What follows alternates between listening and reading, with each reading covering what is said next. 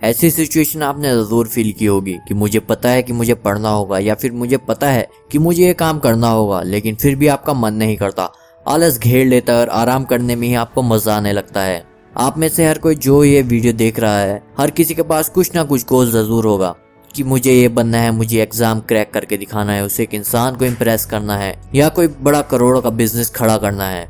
आपके पास आइडियाज भरे हुए हैं, लेकिन एक चीज को आप मिस कर रहे हो और वो है मोटिवेशन। करना तो बहुत कुछ चाहते हो, लेकिन एनर्जी की कमी है। हर समय आलस आता है, कुछ करने का मन बिल्कुल नहीं करता। आपको ये जानना होगा, जो चीज मुश्किल है या फिर अनकंफर्टेबल है, आपका दिमाग उसे हमेशा नहीं करना चाहेगा, उसे अवॉइड करेगा। और इसमें कोई बुरी बात नहीं है, आपका दिमाग ऐसा ही बना हुआ है। आपका दिमाग हमेशा आपको मुश्किल चीजों से बचाता है, क्योंकि आपका दिमाग नहीं चाहता कि आप उस पर जोर डालो, यानी आपकी आदत की बदलाव से रोकता है, क्योंकि दिमाग नहीं चाहता कि आप किसी मुश्किल चीज को फेस करो। और अगर आप अपना बेस्ट वर्जन बनना चाहते हो, अगर आप कुछ अलग करना चाहते हो, अगर आप सबसे बेस्ट बनकर बाकियों को पछाड़ के सबसे आगे बढ़कर इस दुनिया को दिखाना चाहते हो कि हाँ मुझ में है दम, तो आपको चेंज यानी बदलाव को फेस करना पड़ेगा। ऐसी चीजों को करना होगा जो आपको मुश्किल लगती हैं। एक भिखारी और एक अरबपति दोनों को एक दिन में 24 घंटे ही मिलते हैं, पर फर्क उससे पड़ता है कि आप उस 24 घंटों में क्या करते हो। आपके क्लास का जो टॉपर है, उसके पास कोई टाइम मशीन तो नहीं है जिससे वो समय को स्लो करके एक दिन में 48 घंटे को एंजॉय करता है। आपके पास भी 24 घंटे हैं और उसके पास भी 24 घंटे हैं। आप चाहे सावले हो, चाहे गोरे हो, चाहे लंबे हो, चाहे नाटे हो, चाहे मोटे हो या पतले हो, या किसी भी कास्ट के हो, किसी भी देश के हो, ये मैटर नहीं करता। सबको ये ब्रह्मांड एक दिन में सबको 24 घंटे ही देता है।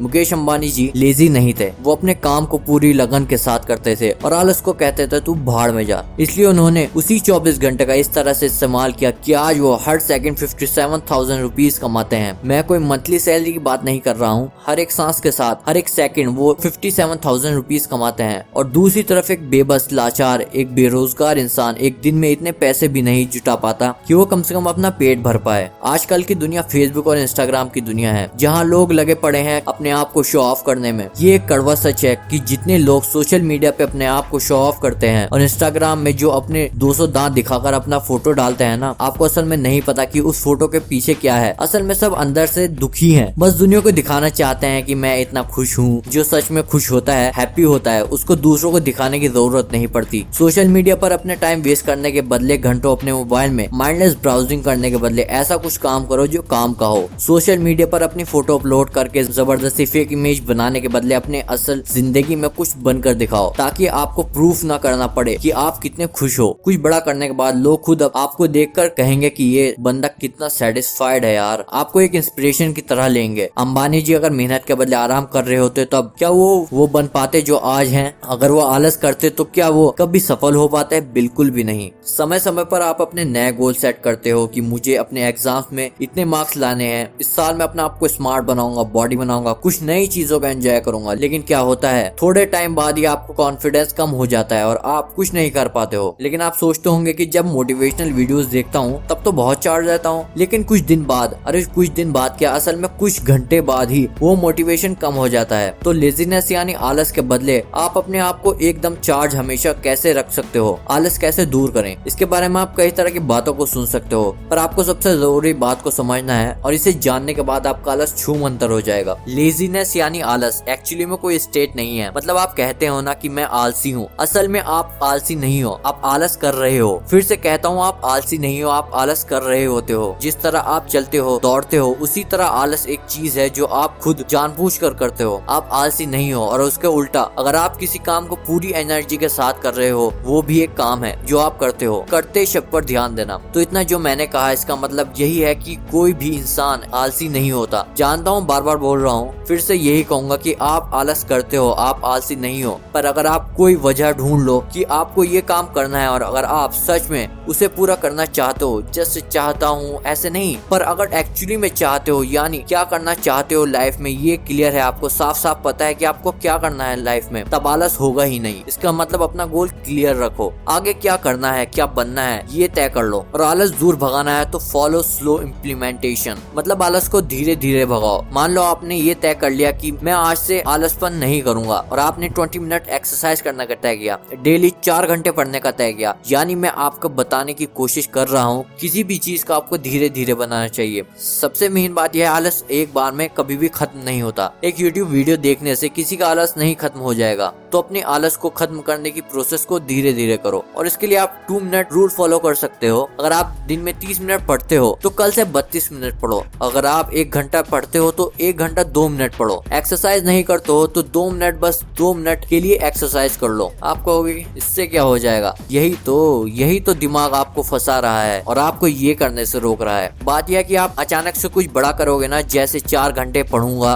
रोज 30 मिनट एक्सरसाइज करूंगा और कल से करने लग जाओगे तो आप ज्यादा दिन तक नहीं कर पाओगे। हद है 3 दिन, बस 3 दिन और फिर वही बैक टू नॉर्मल लाइफ। पर आलसी से आलसी इंसान भी 2 मिनट के लिए आराम से किसी भी चीज को कर लेगा। अगर आप 1 घंटा पढ़ते हो तो कल से 1 घंटा 2 मिनट पढ़ो। तो 1 घंटे 2 मिनट पढ़ना आपको ये कोई बड़ी बात नहीं लग रही होगी, क्योंकि इट्स जस्ट 2 मिनट्स। 2 मिनट थोड़ी स्ट्रेचिंग कर लो। 10-15 मिनट मेडिटेशन नहीं कर पाते हो तो सिर्फ 2 मिनट ही कर लो। कल से लेकर कुछ दिनों तक अगर आप 2 मिनट ज्यादा पढ़ोगे तो फिर आप परसों 2 मिनट और ज्यादा पढ़ोगे, यानी 4 मिनट ज्यादा पढ़ोगे और उसके बाद और 2 मिनट यानी 6 मिनट ज्यादा पढ़ोगे। 30 दिन यानी 1 महीने बाद आप ये देखोगे कि 30 × 2 यानी आप 1 घंटा ज्यादा पढ़ रहे होंगे। जहाँ आप एक्सरसाइज नहीं कर रहे हो तो उसके बदले आप अच्छी खासी एक्सरसाइज कर रहे होंगे। मतलब ये 2 मिनट का बढ़ाव धीरे धीरे आपकी आदत बन जाती है और एक साथ में बहुत सारा बोझ फील नहीं होता। जैसे ज्यादातर लोग एक बार में ही अपनी आदत को बदलने की सोचते हैं। एक बार में ही कुछ बड़ा मत तय कर लो, डेस्पासितो करो। जी हाँ, डेस्पासितो का मतलब होता है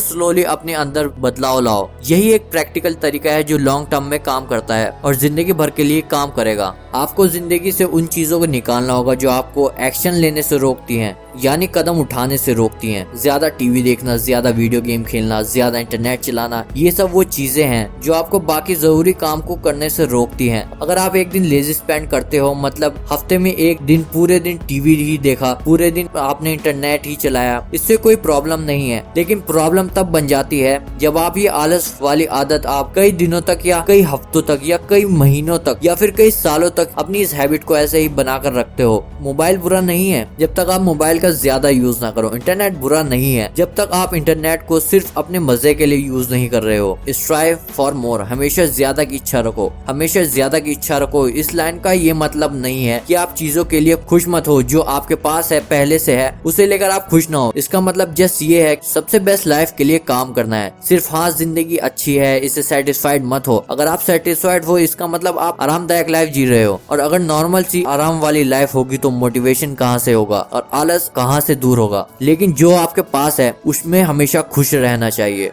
जो है उसमें खुश रहो, आगे और बेटर करने की कोशिश करते रहो। Good is the enemy of great. Good के ऊपर ग्रेटनेस को चेज करो। अच्छी जिंदगी के बदले धांसू जिंदगी पाने की सोचो। एक ऐसी जिंदगी जिसका हर दिन फेस्टिवल हो, हर एक दिन त्योहार हो। इस दुनिया के ज्यादातर लोग बीच में रहते हैं, मीडियम स्टेट में रहते हैं। उनकी जिंदगी ना ज्यादा अच्छी है और ना ज्यादा खराब है। जैसे क्लास में 3 तरह के स्टूडेंट्स होते हैं, एक वो जो पढ़ने में बहुत अच्छे होते हैं, एक वो जो पढ़ने में बहुत खराब होते हैं, एक वो जो पढ़ने में एवरेज होते हैं, ना पढ़ने में ज्यादा अच्छे होते हैं और ना ज्यादा खराब होते हैं। अगर मैं आपसे पूछूं कि उनमें से सबसे अनलकी कौन है, सबसे बदकिस्मत कौन सा ग्रुप है, तो आप कहोगे कि वो ग्रुप जो पढ़ने में खराब है। पर एक्चुअली में सबसे अनलकी बीच वाले हैं, क्योंकि जो टॉप करते हैं उन्हें तो अच्छे कॉलेज में एडमिशन मिल जाएगा, और जो बहुत खराब हैं क्योंकि वो बहुत खराब हैं इसलिए जिंदगी में कुछ अलग करने की कोशिश करेंगे, कोई बिजनेस या कुछ और। लेकिन जो बीच वाले हैं ज्यादा चांस यही है कि वो सामान्य जॉब करते नजर आएंगे। तो इसलिए इस स्केल में अपने आप को या तो इधर रखो या उधर रखो, बीच में मत रखो, नहीं तो फिर नथिंग बंद कर रह जाओगे।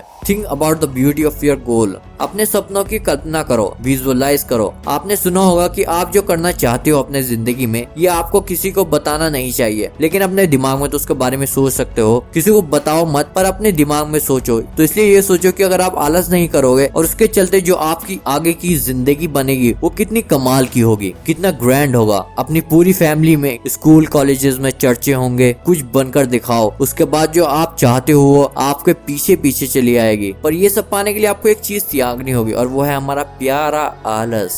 आलस करना छोड़ना होगा और इसलिए उस काम के रिवॉर्ड के बारे में सोचो कि कितना मजा आएगा आपको जब आप कुछ बड़ा कर लोगे। दिमाग में क्या सोचना है, क्या माइंडसेट रखना है, इसकी तो बात कर ली हमने, पर अब आपके खुद के शरीर के बारे में साइंटिफिक फैक्ट जान लो। फिजिकल एलिमेंट्स यानी आलस का असल वैज्ञानिक कारण, आलस करने का आपका मन करता है। इसका एक कारण है ज्यादा समय तक एक जगह पर बैठना। आपका शरीर मूवमेंट के लिए बना है, वो चलना फिरने के लिए बना है, लेकिन अगर आप अपनी बॉडी को एक जगह पर स्थिर रखोगे, वो भी इतने समय तक, तब तो जाहिर सी बात है आपको हमेशा थकान फील होगा, आपको आलस ही आता रहेगा। Get your heart beating. एक बात बताओ, पूरे दिन में ऐसा कब होता है जब आपका हार्ट एक्टिव होता है, जब आपका दिल जोर जोर से धड़कता है? कभी कभी जब कोई नर्वसनेस वाली सिचुएशन आती है, जैसे क्लास में सबके सामने कुछ परफॉर्म करना हो, या टीचर जब कहती है हे यू, या I am talking to you, stand up, hey stand up, come here. ऐसी सिचुएशन में तो हार्ट बीट तेज हो जाती है, पर दिन का ज्यादातर समय आपका हार्ट नॉर्मल होता है, जिसके चलते आप आलस का अनुभव करते हो। ना आपकी बॉडी एक्टिव रहती है और ना ही आपका दिल यानी हार्ट ठीक से ब्लड सर्कुलेट करता है। इसलिए एक्सरसाइज करो, वजन उठाओ, दौड़ो या ऐसा कोई भी काम करो जो आपके हार्ट रेट को थोड़ी देर के लिए बढ़ाता हो। उससे होता यह है कि आपका हार्ट ज्यादा देर के लिए एक्टिव हो जाता है और आपके पूरे शरीर में सर्कुलेशन सही होता है, सही से ब्लड पंप होता है, मतलब रक्त संचार बहुत तेजी से होता है, जिसके चलते आपको थकान या और आलस करने का मन करता है ना, वो भी पूरी तरह से चला जाएगा।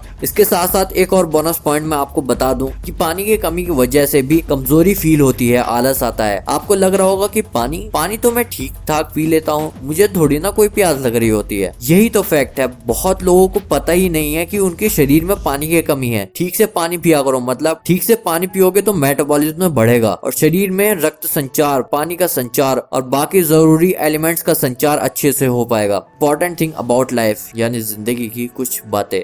लाइफ से ज्यादा जोर से ठोकर और कोई चीज नहीं मार सकती, पर उससे मतलब नहीं कि जिंदगी आपको कितनी जोर से ठोकर मारे, मतलब उस बात से है कि आप उस समोसे को खाने के बावजूद भी उठ करके चल पाते हो या नहीं। ये कहा जाता है कि it's hard to beat a person who never gives up, मतलब आप कितनी भी ठोकर खाओ, अगर आप उठकर वापस खड़े हो जाओगे तो लाइफ भी कहेगी कि वाह क्या बंदा है यार। नेवर गिव अप वाली एटीट्यूड की सोच के चलते भी आलस दूर हो जाता है। जो नेवर गिव अप वाली एटीट्यूड रखते हैं ना, वो हार कर भी जीत जाता है, इसलिए कीप स्माइलिंग।